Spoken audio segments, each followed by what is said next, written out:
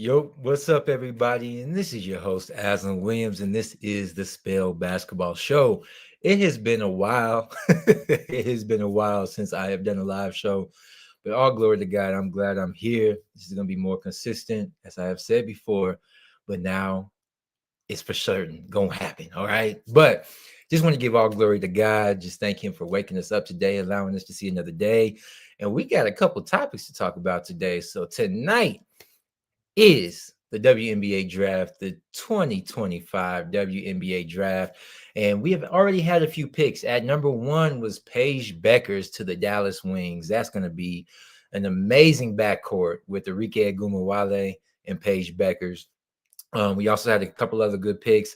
Haley Van Lith went to the Chicago Sky, where she will be playing with Angel Reese and Camila Cardoso over there in Chicago.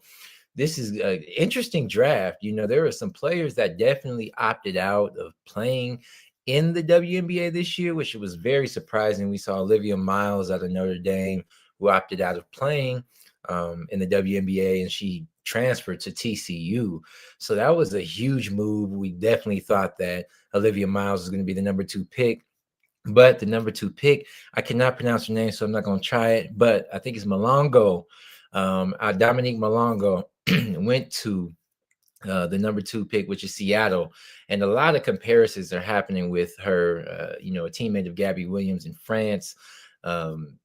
She's also a teammate of Gabby Williams now with the Seattle Storm. But there's a lot of Kevin Durant comparisons with Dominique Malongo. And so I'm excited to see that. Of course, like I said, there are a few other picks that happened, but the major picks that just happened,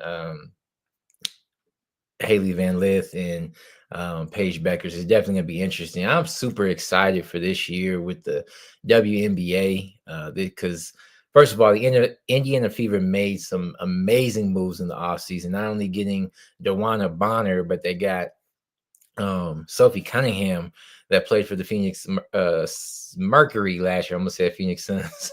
Got the Suns on my mind a lot right now because of what they just did, but we'll talk about that later on the show.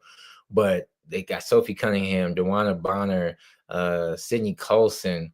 They loaded up this year. And so I think they are definitely a team that can compete for a WNBA championship this year. I know the New York Liberty just signed Natasha Cloud. So that's another major pickup for the New York Liberty. But these young girls that came in, congratulations to the UConn Huskies, who won the championship this year with Paige Beckers, Sarah Strong, AZ Fudd. AZ Fudd was another one that they forwent going to the NBA in order to stay another year at UConn. And so that was kind of surprising. I definitely thought AZ Fudd would have been a top 10 pick this year, first round pick this year in the draft, but she's staying in school. And so, potentially her and Sarah Strong are going to definitely potentially again go back to back with UConn, bringing another championship with the way that they played this year. And who knows what will happen in the portal, or who they are bringing in from the high school team. So UConn has another chance of winning their 13th championship next year after winning their 12th with Gino Auriemma, one of the greatest coaches in all of basketball of all time. And so congrats to the UConn Huskies. But as the draft continues, again, I'll post a little bit more about who's been drafted and who's going to be drafted. It's going to be interesting. I'm excited to see the young ladies perform this year in the WNBA as they continue to grow. the game of women's basketball. So super excited. But outside of that, we are going to talk about a couple things in the NBA. All right. Now, this year, toward the end of the year, there were some major coaching changes that happened. And I was super surprised. Now, a lot of y'all know that I am a major Nuggets fan, a major Nuggets fan. So when the Nuggets fired Michael Malone as the coach with just 3 games left in the season, I didn't know what to think about it. I didn't know at all. And they also fired the general manager and Calvin Booth. But I didn't know how I felt about that. I'll be honest. I know there were some rumors that Calvin Booth and Michael Malone were kind of butting heads a lot. And so that was part of the reason that they just went on and made the move after listening to Josh Kroenke talk about the move and why they made the move. Before the All-Star break, the Nuggets were on the 8-0 run. And then after the All-Star break, the Nuggets were 11-13. And they felt like they just needed to change the course with like I said, the button of heads with Calvin Booth and Michael Malone. It was very, very, unhealthy and apparently kind of like a toxic situation with Denver. So they just decided to go on and move on from Michael Malone and Calvin Booth, which I thought was very interesting because they just extended Michael Malone, I believe it was last season. And so, championship coach helped bring Denver their first championship. So that was very interesting. But the Nuggets are 3-0 after David Adelman took the position. So we'll see what happens next year as far as the coach is concerned. There's definitely a lot of availability. The one I wanted to see was Chauncey Billups go to Denver to coach the Nuggets, come back home. But Chauncey just got extended by the Portland Trail Blazers. So congratulations to Chauncey Billups on that. Now, the other coach that was fired toward the end of the year was Taylor Jenkins, the Memphis Grizzlies head coach. That Memphis, a couple of years ago, top team in the West, had a lot of promise, but it just seems like they had been very inconsistent this year. Even though they had a decent season record-wise this year, they just didn't have a lot of consistency. They had a couple of injuries that happened, but throughout it just didn't seem like the camaraderie with the Memphis Grizzlies was really, coming together. So the Memphis Grizzlies also made a decision to go on and move forward from Taylor Jenkins in that stance. And so a lot of moves happened toward the end of the year. Now, the one move that just happened recently, I think this morning, was not Taylor Jenkins. Mike Budenholzer, the coach of the Phoenix Suns, was fired after one season with the Suns. Now, the Suns had a terrible year. I'm trying to be as nice as I can when I say this, but the Suns just did not have a good year at all. There were clips of, Kevin Durant and Mike Budenholzer not getting along on the sideline. That trio of Kevin Durant, Bradley Beal, and Devin Booker, it just hasn't worked in the last 2 seasons. Injuries always play a part. Kevin Durant missed the last of the season with an ankle injury. Kevin Durant was also on the trade blocks for when Golden State was trying to make a move in order to get another player, prior to acquiring Jimmy Butler. They were really trying to get Kevin Durant again, bring Kevin Durant back to the Bay, and it just didn't work out. But that, I think, caused a little bit of some animosity in the locker room with saying like, hey, I wanted to be here. I came here to Phoenix. And then all of a sudden you're talking about trading me. So, that's another move we're looking at this summer is just, will Kevin Durant still be in the Phoenix Suns uniform moving forward? But they've made a decision to go on and fire Mike Budenholzer.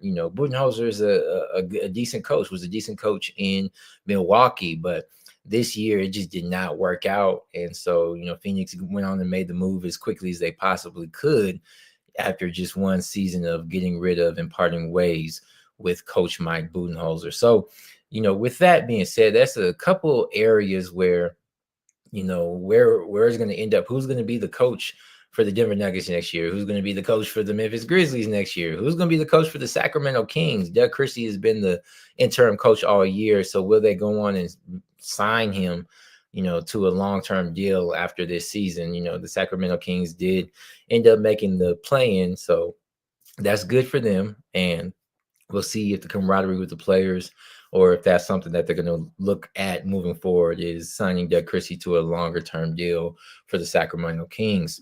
But we will see. There's a lot of moves. This has been one of the most interesting seasons in the NBA that I have seen, with trades, with the firings. Another change down in New Orleans. David Griffin was fired from the New Orleans Pelicans, and David Griffin was the president of operations down there. So many questions, but as we move forward in this, I am going to recap this season as we move forward after our commercial. But yeah, interesting season for the NBA. We'll see what happens. But before we move forward, we're going to have a quick commercial from Anthony Cotton. This show is brought to you by the Elevate Tour, where Anthony Cotton merges the live music performance and a powerful message in order to inspire students to elevate their mindset and life. If you would like to book Anthony Cotton, visit his website at justsayyes.org/Anthony-Cotton/. What's up? We're back again. Very quick commercial. But if you would like to book Anthony Cotton at your schools, events, or anything like that, go on and follow Anthony. Go on Instagram and follow Anthony at the Nerd Rapper. Okay, the Nerd Rapper. He does educational raps. It's pretty funny, very educational, but also very entertaining. So go follow him there if you do want to book him at an event or for a show. Follow that website and he will be on there, and we'll get back to you as soon as he can. All right. But moving forward, we are talking about now the recap of the NBA season this year. Boy, was it a season. I mean, the Oklahoma City dominated the season this year. I mean, they just were unstoppable, it seemed like. And a lot of people, a lot of players that I've heard talk on the sports shows on ESPN, on First Take, a lot of people still don't think or really believe in Oklahoma City to come out of the West. With some of the way the Lakers have been playing, the Lakers have been very good. I think they handed OKC their worst loss of the year a week ago. But then OKC came back and beat the Lakers. But the Lakers have been playing very well ever since the Luka Doncic trade, where the Dallas Mavericks traded Luka Doncic to the Los Angeles Lakers for Anthony Davis and Max Christie. It has just been amazing to watch the Lakers. And let me just say this. I'm not a Lakers fan at all. Like, me being a Nuggets fan, not a Lakers fan at all. But to be a fan of the game, just naturally, the Lakers have been playing very well. The tandem of Luka Doncic and LeBron James has been interesting. It's been very fun to watch LeBron James coming off the ball. In the past years, LeBron has kind of been the primary ball handler, the one that gets the offense going, running the assists, the 1-2 game with AD and LeBron. And so to see LeBron coming off the ball and, Luka Doncic, one of the best offensive players in the game, Luka's going to find you. He's one of the best passers in the game as well. And LeBron James's IQ of the game matched with Luka Doncic's offensive prowess and his offensive genius. It's just been really fun to watch. And the Lakers are scrappy. I mean, we've seen an amazing emergence from Austin Reeves this year. And Austin Reeves is kind of like that big three with LeBron, Luka, and Reeves. And then you have the role players. You have Dorian Finney-Smith, who comes off the bench and gives you a nice 3-and-D, minutes. Jackson Hayes has had to step up because he's the big. After that trade was rescinded with Mark Williams and Dalton Connect. So the Lakers in JJ Redick's first year, let me just give JJ Redick props. He's surrounded by a great coaching staff, but give JJ Redick props to where props are due. JJ Redick has come out in his first year after never coaching ever and done very well. I thought he had one of the best game plans this year when they played the Denver Nuggets, when Luka Doncic first got to it and it was their first game. And I mean, although Jokic, and we'll get to him in a second, although Jokic had a triple-double, he didn't even get up, I don't believe, over 10 shots in that game. I mean, they really defensively locked Jokic down. And then the rest of the team for the Nuggets just didn't have an answer necessarily. They weren't hitting shots. So JJ Redick's mind, he's about analytics. He's about understanding the game of basketball the right way or the correct way. And so giving JJ Redick props where it's due. He had an amazing first year as a coach. And I believe, the Lakers have a coach in the future. But in the Eastern Conference, we saw the Cleveland Cavaliers have an amazing year. They were number one all year long. They had two stints where they won 15 games in a row. And so that was an amazing in itself. But Darius Garland had a great year, was an all-star this year. Evan Mobley, all-star this year, Donovan Mitchell, another all-star. So the Cleveland Cavaliers definitely look really good, and they definitely played well against the defending champs this year in Boston. So Boston toward the end of the year did get into a groove. In the middle of the year, Boston did struggle. They were looking like they were a little vulnerable for a little bit, but again, can't count out the defending champs.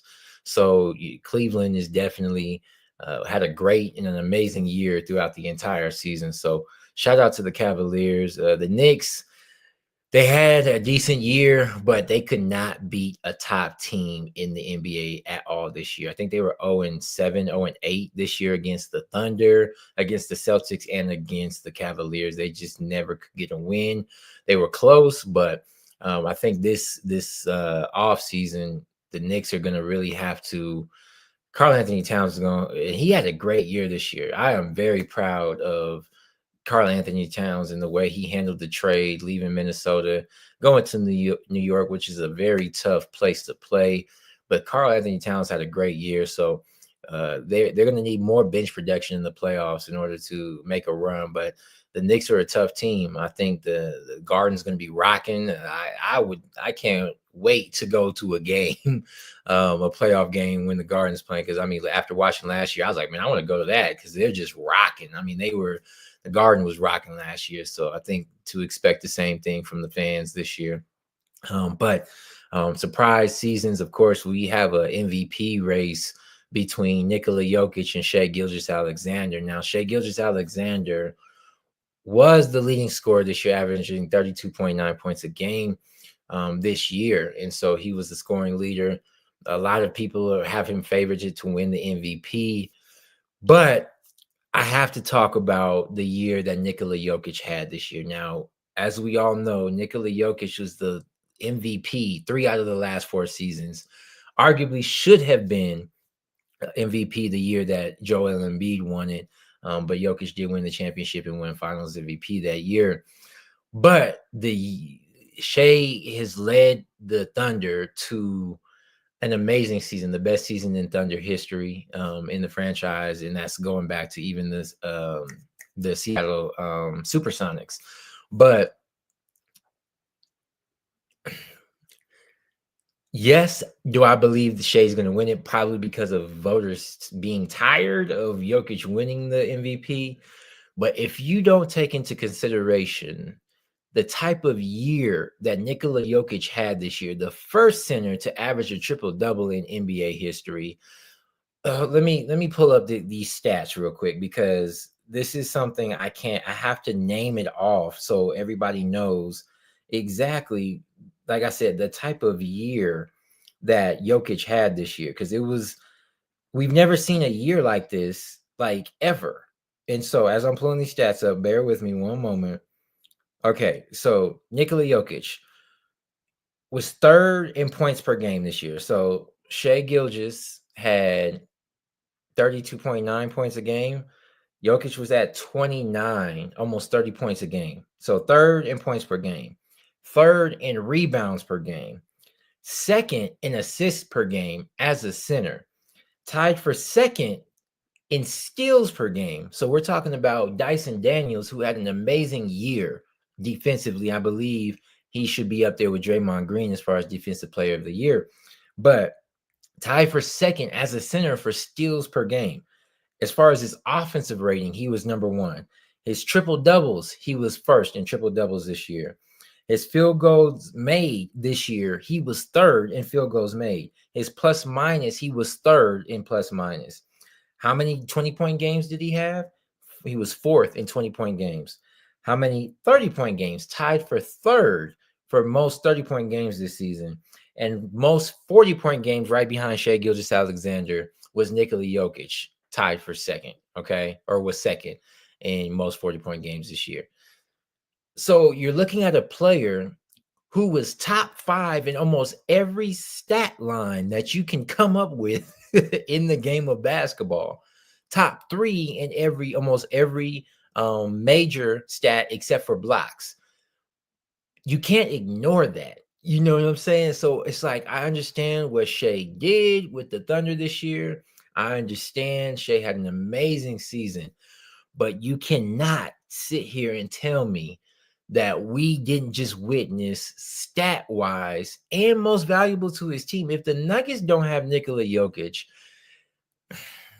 they might be a play-in team. Maybe. Now, did the Nuggets have good games this year where they were able to win without Jokic and Murray in the lineup? Yes, they beat a fully healthy Golden State Warriors team without Jokic and Murray. But take Jokic off of that team, again, maybe a play-in team doesn't even make the playoffs. So when you talk about most valuable player, I'm watching the Thunder this year. And of course, they aren't the team without Shea Gilgeous. But the Thunder are a really good team. I know they just played the Pelicans, but they dang near smacked the Pelicans by 30 without any of their starters in the game. You don't have any of your starters in the game, you're not supposed to win the game. And I understand the Pelicans had a terrible year, but still, you have to understand what most valuable player means. So you put up a stat line like that throughout the entire season. After winning 3 of the last 4 seasons, you just had the best stat line we've ever seen in NBA history. Who wins MVP, right? Again, I think Shea's going to get it, but you cannot ignore what type of year we just saw from Nikola Jokic, which includes having a 30-point triple-double with 20-plus rebounds and 20-plus assists. The first 30-20-20 game we have seen, all right? So just keep that in mind. I really, and this is not being biased because I'm a Nuggets fan, but understanding the game of basketball, knowing and looking at the stats saying, hey, this dude just had arguably the greatest season stat-wise we have ever seen in the game of basketball. So just keep that in mind. But that is the recap of the year. So we'll see who wins. As for my predictions, I'll give you my predictions who I think is going to win. And I think I'm going to give you my predictions of what I think should happen. So MVP, what I think is going to happen, I think Shea Gilgeous is going to win the MVP, but I think Jokic should get the MVP. Rookie of the year, I have Stephon Castle out of San Antonio. Defensive player of the year, I think it's a toss-up. I think Draymond Green is going to get it, but I do not want to ignore what Dyson Daniels has been doing in Atlanta, and he's had an amazing defensive season. So between those two, I think Draymond Green will get it, but I would love to see Dyson Daniels get it. As far as most improved player, I'm giving it to Cade Cunningham in Detroit. One of the other good most improved players is Christian Brown in Denver. He definitely stepped up this year and had an amazing year as well. But I'm going to have to give it to Cade Cunningham, who became an all-star this year and also just had an amazing year for Detroit. Offensive player of the year, definitely Shea Gilgeous, hands down. Shea Gilgeous, if he doesn't win offensive player of the year, I don't know what to say. But yeah, Shea Gilgeous definitely is going to win it. Offensive player of the year for sure.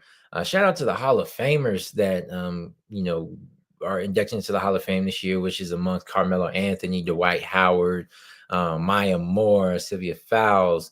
There's a couple other people that made the Hall of Fame, escaping my mind right now, but congratulations to the class, the Hall of Fame class that has just been inducted. And so we'll see what happens. We'll see what happens. But that is the recap of this year, the most interesting stories, the stat lines that happened this year in the not the WNBA, in the NBA. But I'm going to do one more commercial, and then we're going to talk about the playoffs, all right? So listen to Miss Marty and listen to how you can reverse and roll back diabetes. Rollback Diabetes is a channel and a tool and a platform to provide you access to as much information and resources as possible on how to completely roll back and or manage diabetes better. Marty DeBose hopes to help you change how you think about food in order to make a lasting transformational change in what and how you eat. She wants to also help you all understand the real cause of diabetes and what to eat to reverse and manage it better. If you all would love to find out how to roll back diabetes for those of you all who are diabetics, I would recommend that you go to rollbackdiabetes.com and get all the information that Marty DeBose has on how to roll back diabetes.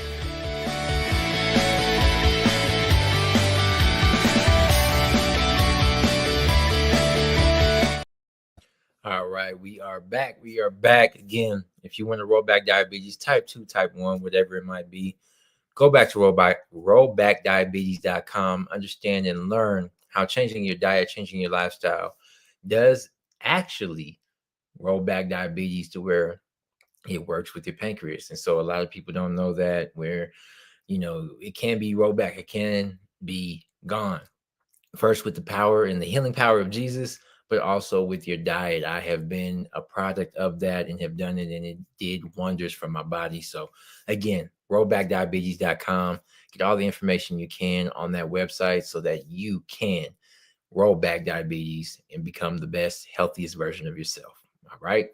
All right, y'all. So the last segment we're talking about today, the NBA playoffs. All right. The NBA playoffs begin tomorrow with the play-in games. It's interesting. I mean, we saw that game between the Clippers and the Warriors, and that game had so much, that game had a lot to determine the seeding of the playoffs. And I was so glad that the Clippers came away with that win, because if the Clippers had lost, then the Minnesota Timberwolves would have had the 5 seed and they would have played the 4 seed, which are my Denver Nuggets. And if you know the record of the Timberwolves and the Nuggets this year, the Timberwolves are 4-0 against the Nuggets. So we have major issues when we play against the Timberwolves. And I just wanted to avoid that at all costs. Not saying that the Nuggets can't beat them. I just wanted to avoid it for right now in that first round, so we didn't have any problems in the first round. But the Clippers ended up beating the Warriors. James Harden and Kawhi had an amazing game and knocked off the Warriors. So with that game, if the Clippers had lost, they would have gone to the 7th seed and been in the play-in. The Warriors would have had the 6th seed, and then the Timberwolves would have had the 5th seed. But because the Clippers won, the Warriors dropped to the 7th seed. The Timberwolves are in the 6th seed, and now the Clippers are in the 5th seed. So with the play-in game starting tomorrow, we have Golden State going against the Memphis Grizzlies. All right. That's going to be a very interesting game. I do have the Warriors winning that game, but I don't think it's going to be as easy of a game unless Steph goes for a 50-point game and Jimmy adds another 20. Draymond has a triple-double. The main players play well, which they did yesterday against the Clippers, which was a playoff atmosphere type game. But I do have the Warriors knocking off the Grizzlies. And then on the other side, we have the Magic and we have the Hawks. And so I do believe in that game. I think I'm going to go with the Young Guns. I do believe that young squad over there in Orlando is going to beat the Hawks, and can never count out Trae Young. Trae Young in playoff time is amazing. One of those players that are just, it's super, one of the most exciting players to watch when it comes to playoffs. But I do have the Magic winning that game. And then in the other playing games, the 9 and 10 games in the West, we have the Dallas Mavericks and we have the Sacramento Kings. Now, I do actually have the Mavericks beating the Kings in that game. Anthony Davis just had one of the craziest stat line games we've seen in a long time, where he had 23 points, 13 rebounds, 10 assists, and then 7 blocks. He was very close to having a quadruple double in Anthony Davis. So that was really good to see that. So I do believe that the Mavericks will, they've had a tough season, of course, after trading Luka Doncic. They just played with injuries. Anthony Davis got hurt his first game. Kyrie goes down with the torn ACL. Gafford, likely they were down for a while. So they were just playing with injuries. And so the Mavericks have, to even be in this situation, to be in the playing game, is truly a sign of the team that the Mavericks are. And so, at first I did believe that the Mavericks won that trade with, the Dallas, the Luka and AD trade, just simply because Dallas had extra defense now. They had bigs. AD was going to be able to play his natural position. Kyrie's been playing well this year. He was averaging about 26 a game, as was AD. So I thought that they were going to really make some noise after that trade. But like I said, the injuries just really plagued them. And, next season, it'll be interesting, but we don't know. ACL injury usually takes about a year for a player to come back. So might not even see Kyrie at all next year. So we're going to have pretty much the same situation now with Dallas next season. But very, very interesting game. But I do have the Mavericks beating the Kings, and then we'll see, who between the Warriors and Memphis, who wins that game after that. But I think it's going to end up being Golden State in that 7th spot, and this is a toss up between that Memphis and Mavericks matchup that I think is going to happen. I'm not counting out Sacramento either. They're a very good team with Levine, DeRozan, and Sabonis, but I do think that Dallas is going to play hard, and so it's going to be interesting. In the East, the matchup I'm actually looking forward to is that Chicago Bulls Miami Heat matchup, which I do have the Bulls beating Miami. And then I do have, after Orlando potentially beating Atlanta, I do have Chicago beating Atlanta to get that final 8 spot. Now, that's the part that I think is going to be very interesting, because Chicago has been a nuisance for some really good teams this year. I know they beat the Nuggets.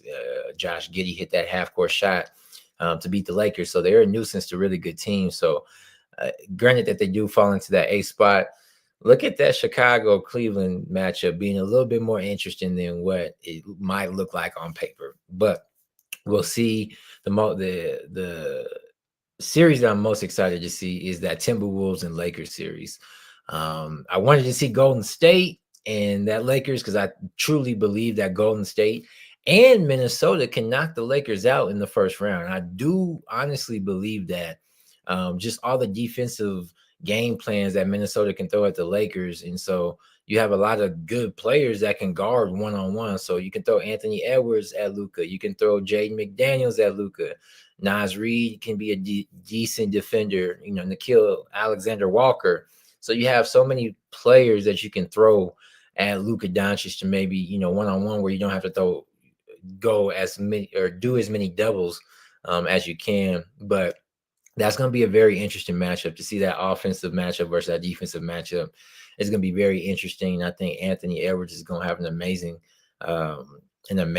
series, because I don't think anybody on that Lakers team could guard him. So they're going to have to throw doubles at him. But, we'll look to see if Julius Randle will step up. He had an all right season, but just look at him as being the X factor for the Timberwolves. And then in the East,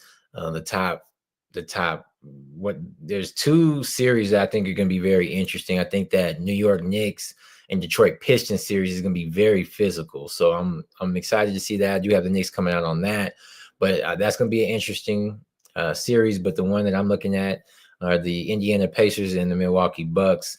We don't know if Dame Lillard will be healthy to come back for the playoffs or not, but I think that's going to be a very interesting series I think they're very evenly matched. So expect Giannis to do Giannis things, and you'll see, Tyrese Halliburton and the Pacers have been having a good season toward the end of the year, has some really big wins. So that's the most exciting series I'm excited to watch toward the end. But those are the playoffs. So we're waiting on the 1-8 matchup, but the 2-7, we're waiting on the 1-8s and the 2-7s. The number 1 seed are the Oklahoma City Thunder in the West. Number 2, Houston Rockets. Number 3, the Los Angeles Lakers. Number 4, Denver Nuggets. Number 5, Los Angeles Clippers. 6, Minnesota Timberwolves. And like I said, we're waiting to fill in those 7 and 8 spots. And then in the Eastern Conference, number 1, the Cleveland Cavaliers. Number 2, the Boston Celtics. Number 3, the New York Knicks. Number 4, I think the Milwaukee Bucks. Number 5, the Pacers.